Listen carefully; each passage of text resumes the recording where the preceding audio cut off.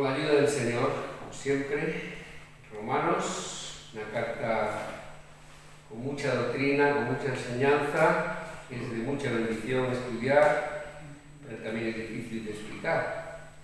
Vamos a poner este tiempo en manos del Señor. Oramos, nuestro Dios, nuestro Padre Celestial. Gracias, Señor, por esta carta, porque derrama sabiduría, conocimiento y nos viene muy bien, Señor, para gozarnos en tu plan, en esa justificación que nos has dado por medio de tu Hijo Jesucristo. Te damos muchas gracias, Padre, porque no solo supone nuestra paz contigo, sino también una vida eterna y un tiempo de adoración y de alabanza para siempre en tu presencia.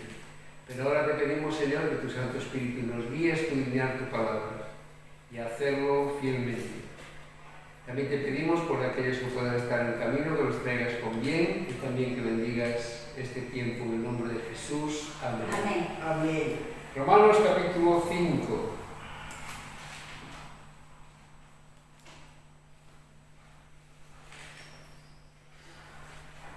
Vamos a estudiar desde el versículo 3, pero vamos a leer desde el 1 para ponernos en contexto. Versículo que ya vimos la semana pasada. Justificados pues por la fe, tenemos paz para con Dios por medio de nuestro Señor Jesucristo, por quien también tenemos entrada por la fe a esta gracia en la cual estamos firmes y nos gloriamos en la esperanza de la gloria de Dios.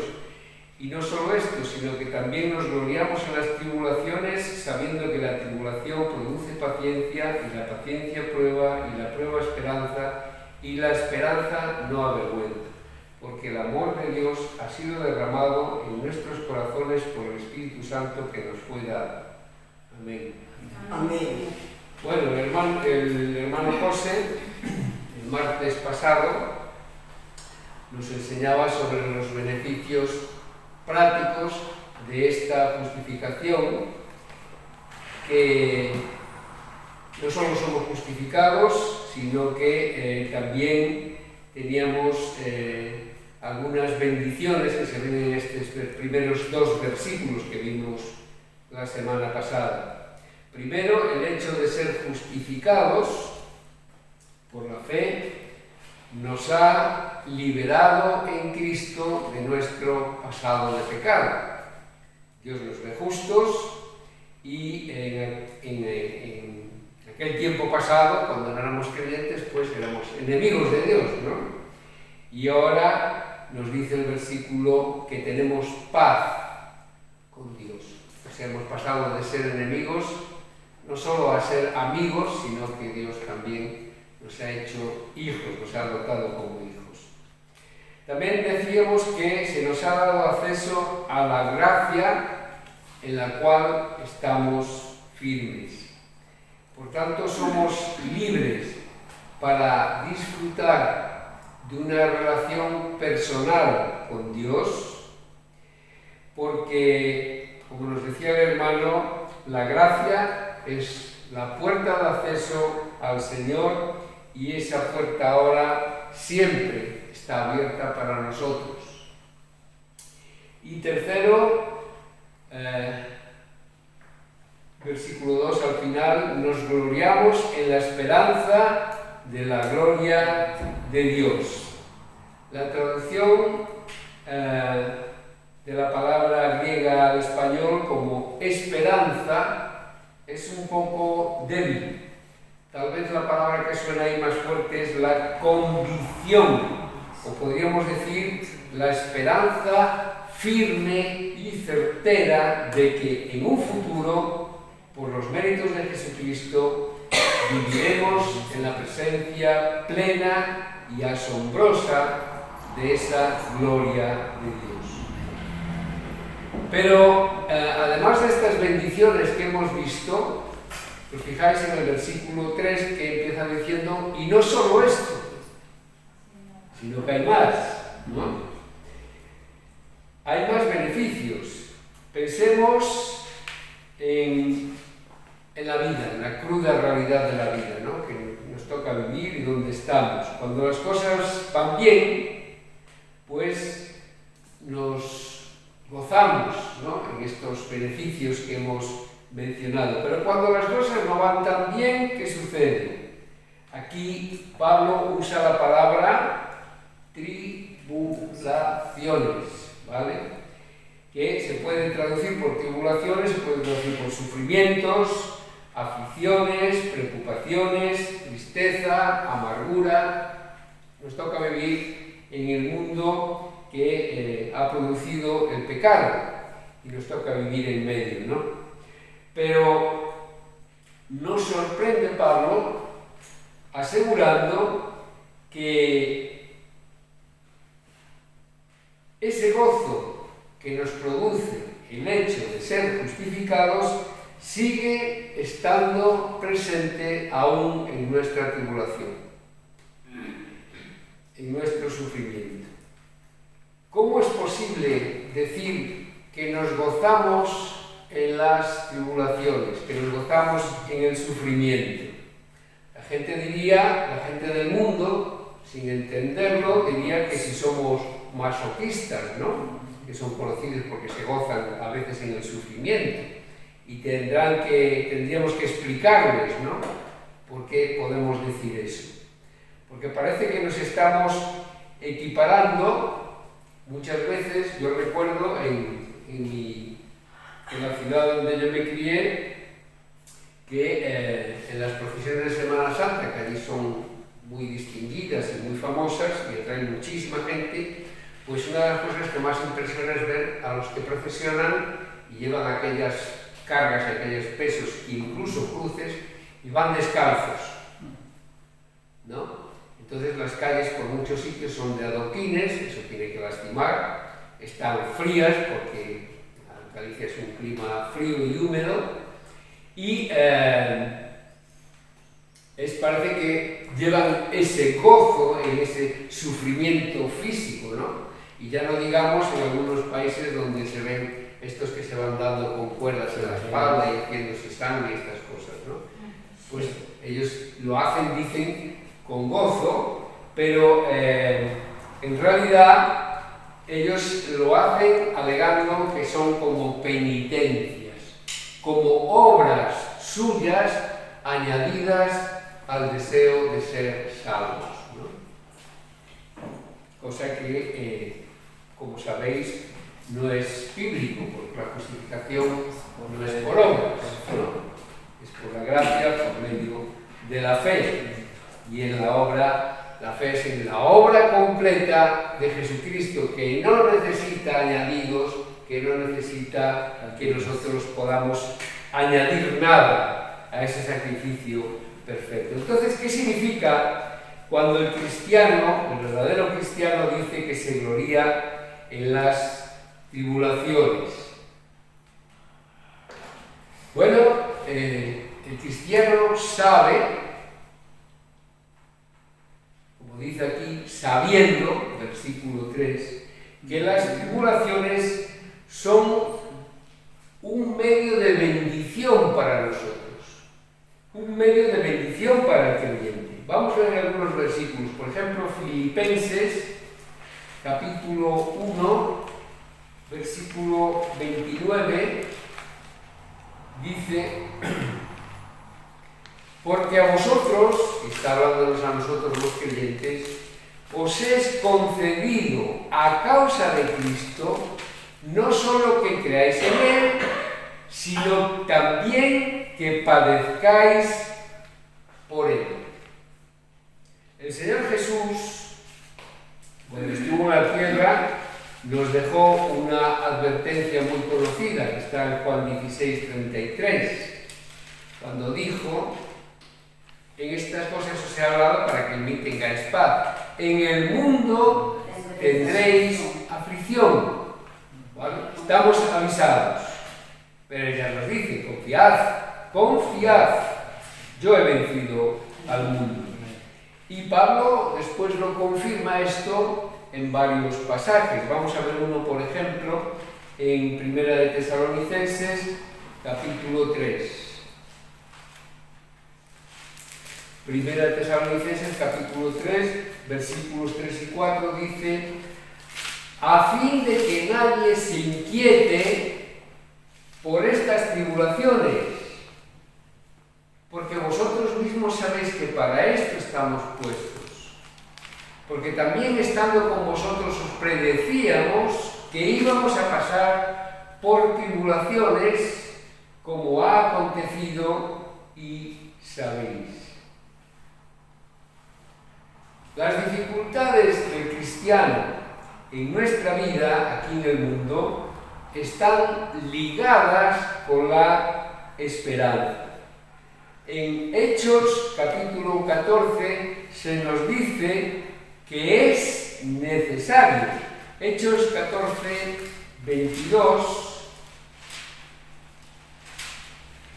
dice, confirmando los ánimos de los discípulos, exhortándoles a que permaneciesen en la fe y diciéndoles, es necesario que a través de muchas tribulaciones entremos en el reino de Dios. Pablo iba enseñando en las primeras iglesias este mensaje cuando precisamente acababa de ser apedreado en Listra. Apedreado. Pablo, sabemos que cuando lee su lista de sufrimientos y padecimientos por el Señor, es una lista bien dura, ¿no? Pero en la vida del creyente, del verdadero creyente, estas tribulaciones son consideradas como pruebas que tenemos que pasar, como dice Santiago 1, y están permitidas por nuestro Dios con un propósito de bendición. El objetivo es bendecirnos, fortalecernos en la fe, en la confianza, en las promesas de nuestro Dios. En donde tengo mi escritorio de estudio, ya lo he comentado más de una vez, tengo puesto este versículo en la pared que me es de mucha bendición leerlo, que es 2 de Corintios 4, 17, donde dice, porque esta leve tribulación momentánea porque nuestra vida es cortita, aquí es breve, ¿no? Porque esta leve tribulación momentánea produce en nosotros, fijaros, la tribulación produce en nosotros un cada vez más excelente y eterno peso de gloria. Porque siempre me recuerda que la gloria futura que nos espera con nuestro Señor no tiene punto de comparación con el sufrimiento que podemos pasar en este corto espacio de tiempo que estamos en la tierra. Porque allí es eterno, peso de gloria. Y aquí es breve el sufrimiento. Recuerdo que cuando estaba leyendo el libro de los mártires, una de las, y esto sí que era sufrimiento, una de las frases que se decían entre ellos cuando estaban atados ahí en un poste para ser quemados vivos, era el mismo maestro de la congregación que animaba a los hermanos diciéndoles, esto puede ser 5, 10 minutos, nos espera una eternidad con nuestro Dios. Es una forma de consuelo, ¿no? Para 5 o 10 minutos terribles que no sabemos, porque hay testimonios de que el Señor ha incluso cuidado a esas personas haciendo que se desmayasen o que no sufriesen ese terrible dolor antes de su muerte, ¿no? Pero es la idea, ¿no? Aquí podemos estar sufriendo incluso toda la vida, 70, 80 años, porque el Señor nos deje estar aquí, ¿no? Pero aquí viene una chica que me parece que ya está, ¿no? Muchas gracias. Pasa. Pero el tiempo que podamos estar aquí en el mundo es breve. ¿Te importa cerrar aquí la puerta, por favor? Ya, sí. Gracias. Muchas gracias. Pablo sigue diciéndonos aquí, estamos en Romanos 5, resultados positivos del sufrimiento, pero no para añadir nada a nuestra salvación. ¿Vale? Recordad que estamos siendo salvos por gracia. Todo el sufrimiento y todas las cosas que nos pueden pasar son pruebas, pero no obras para nuestra salvación. Así que estas pruebas, estos sufrimientos, estas tribulaciones, se pueden traducir por lo mismo, son para añadir madurez espiritual en nuestra vida como cristianos. Y lo primero que produce el sufrimiento en un creyente es lo contrario de lo que produciría en un no creyente. Versículo 4, paciencia. Versículo 3, perdón, ¿no? Sabiendo que la tribulación produce paciencia. En una persona no creyente, ¿qué producirá? Impaciencia, ¿no? En otras traducciones,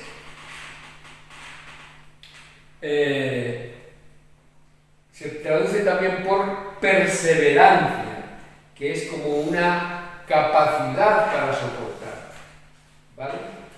La perseverancia se entiende como tener la mente fija en una sola cosa, en lo que es importante, eterno. Por eso dice Pablo en el versículo 3, nos gloriamos sabiendo con certeza lo que decíamos antes. Pedro lo dice así, 1 de Pedro capítulo 1 versículo 7,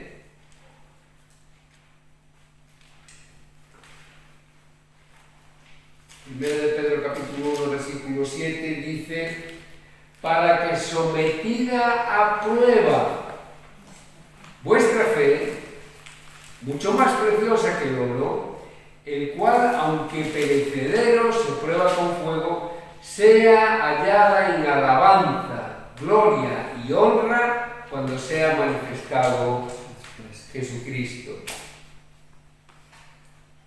Ahí está enfocada nuestra mente, en esa manifestación gloriosa de nuestro Señor Jesucristo, que será cuando se acabe todo lo malo y empiece esa vida eterna con Él. Pero siguiendo el pasaje, versículo 4, vemos que la paciencia es lo primero de una cadena de reacción ante las tribulaciones. Porque la paciencia, nos dice el versículo 4, que produce prueba. La palabra prueba aquí quiere decir literalmente entereza de carácter. En las traducciones más recientes se entiende por carácter también probado.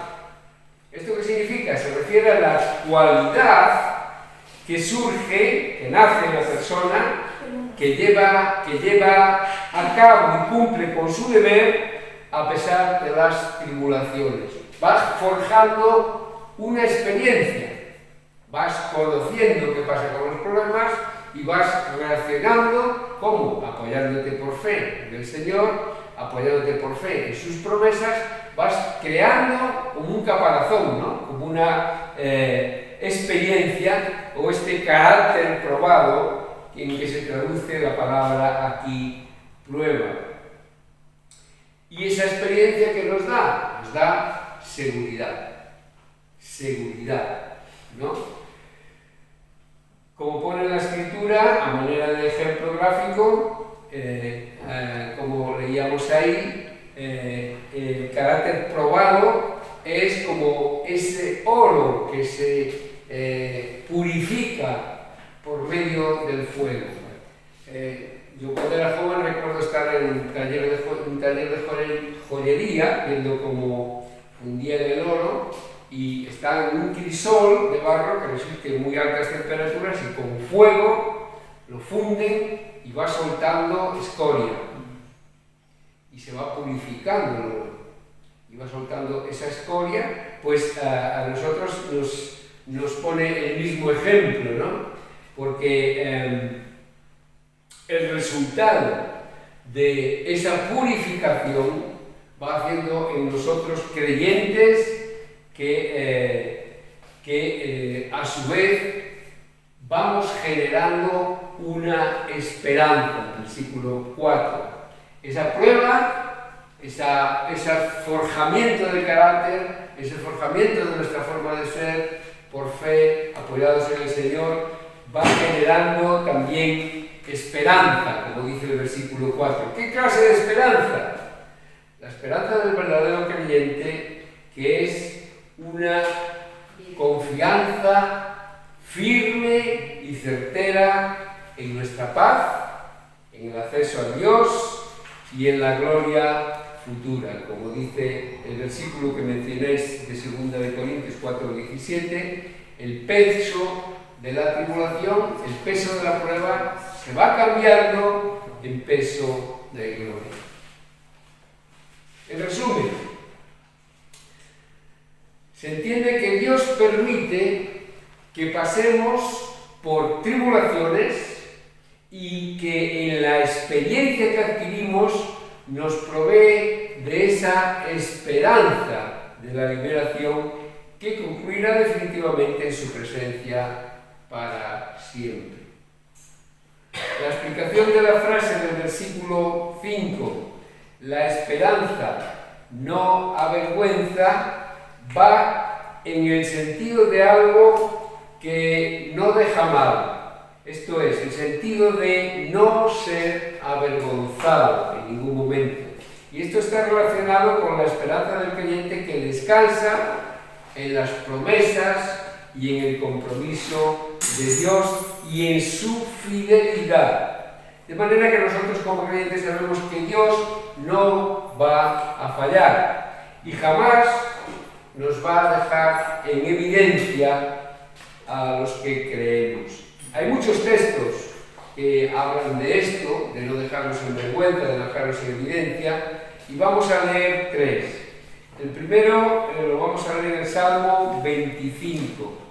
Salmo 25, el versículo 20. Dice: guarda mi alma y líbrame. Está hablando el salmista, ¿no? No sea yo avergonzado, porque en ti confié. ¿Lo veis? Va en la misma relación de que la esperanza no avergüenza.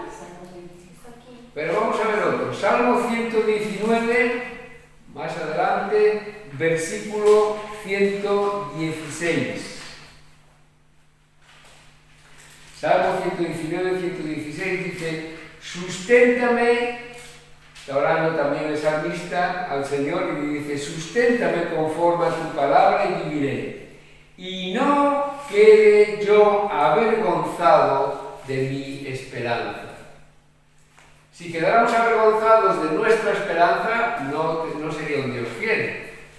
Sus promesas no se cumplirían. Sería imposible, ¿no? Pero nunca vamos a quedar avergonzados porque el Señor es fiel y va a cumplir con aquello que tiene prometido para sus hijos. En la misma epístola de Romanos hay una referencia a Isaías en el capítulo 9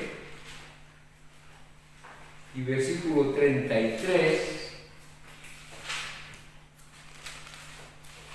Es un texto también muy conocido y que hace referencia también a nuestro Señor Jesucristo. Como está escrito: he aquí pongo en Sión piedra de tropiezo y roca de caída, y el que creyere en él, se está refiriendo a Jesús, no será avergonzado. ¿Veis? Solamente 3 pinceladas de muchos versículos que hablan de esto y que también Pablo señala aquí en el pasaje que estamos leyendo, en ese versículo 5. Y la esperanza no avergüenza. Sorprendentemente, Pablo nos está diciendo en estos versículos que el sufrimiento no solo no disminuye los beneficios de la justificación, sino que los aumenta. Si te enfrentas al sufrimiento, entendiendo bien que somos justificados por gracia, tu gozo va a profundizar en esa gracia. Vas a reconocer la amplitud de esa gracia de Dios. Vas a reconocer que esa gracia es infinita y nos rodea y nos sustenta de una manera increíble. La esperanza descansa en esa gracia divina, ¿no? Y esta es precisamente el amor de Dios. Ya ha sido derramado, dice el versículo 5, en nuestros corazones. Y la realidad de ese amor se vive en nuestra experiencia cristiana. Cada vez lo vamos notando más. A medida que avanzamos en el conocimiento de nuestro Señor, vamos a vivir en nuestra madurez y en nuestro crecimiento esa experiencia de sentir el amor de Dios, ya que su glorioso, infinito y maravilloso amor ha sido volcado por medio de su Espíritu en nuestros corazones. Y no olvidemos que Dios es amor. Amén. Amén. Amén. Gloria a Dios. Pues muy bien, confiando en esas promesas, confiando en esa palabra, nos acercamos al Señor en oración.